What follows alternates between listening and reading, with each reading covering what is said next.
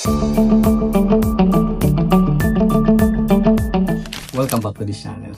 Maaaring natanong mo na to sa sarili mo, ano? Kailan mo kaya makukuha ang superannuation mo? Maaaring may paggagamitan ka na, ano? Yun ang ating pag-uusapan ngayon. Ang title ng video na ito ay When Can You Access Your Superannuation? Kung bago ka pala sa channel na ito, no? Ngayon mo lang ako napanood. Welcome.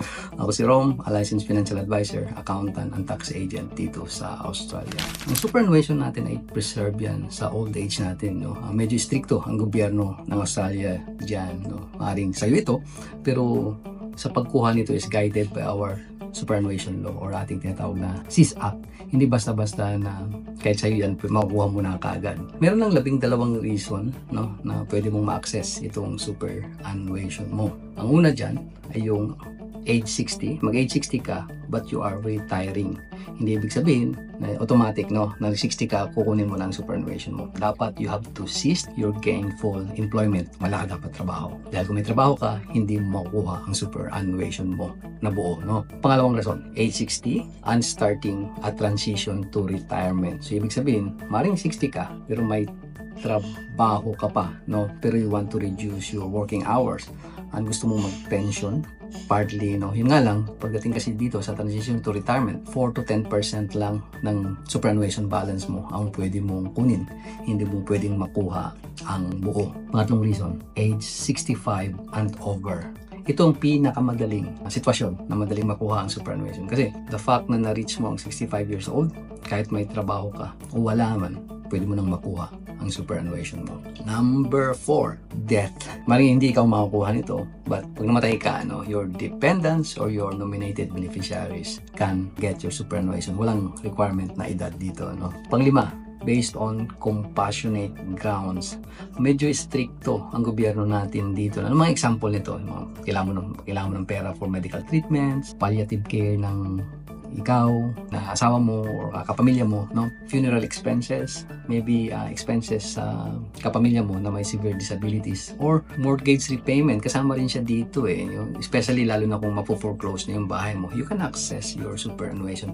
Pero very strict, you will apply sa ATO nito, no? And they will pag-aaralan nila kung magpo-fall ka under the early access of superannuation mo. And please be guided na pag kinuha mo ito, there's a tax implications, no? Pang-anim, severe financial hardship. Yung hirap na hirap ka sa buhay.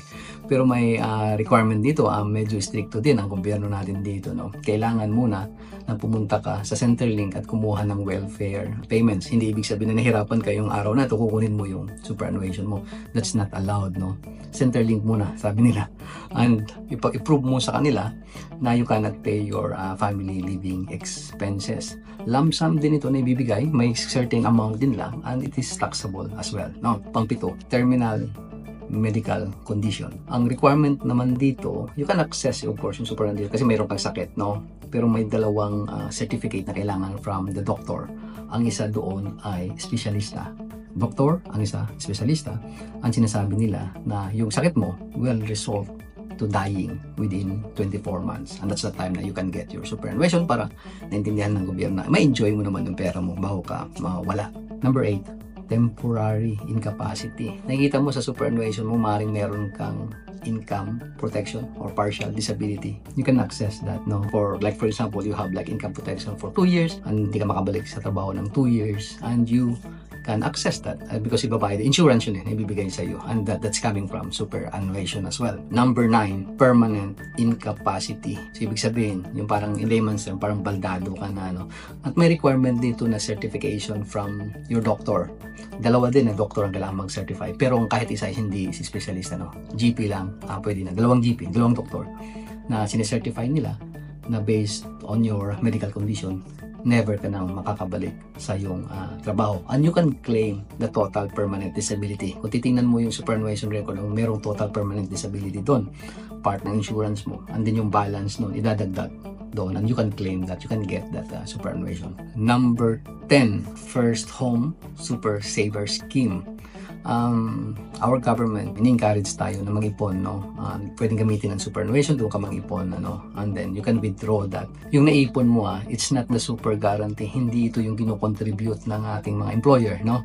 Yung sinalary sacrifice mo o yung voluntary contribution mo. You can withdraw 15,000 every financial year for a total of 50,000, no? Pwedeng gamitin yung superannuation na yun to pay for a house deposit para magkaroon ka ng bahay. Number 11 is yung temporary resident departing Australia. Common ito sa mga nag-student visa o holiday maker, di ba? Yung student dito, minsan nagtatrabaho sila and meron silang superannuation. And then, natapos na yung course nila, aalis na sila sa Australia, and then pwede nilang makuha ang kanilang superannuation. Paano naman yung mga permanent resident at saka yung mga citizen, no, na alis o mag-expat sa ibang bansa? Hindi mo pa rin makukuha yung superannuation mo. It is preserved. No, kung hindi ka nag-fall doon sa age na binanggit ko sa una, yung strategy number 1 or situation number 1, number 2 and number 3, you cannot get your superannuation. Para lang ito sa mga temporary visa. And number 12 is yung kung ang superannuation balance mo ay less than $200.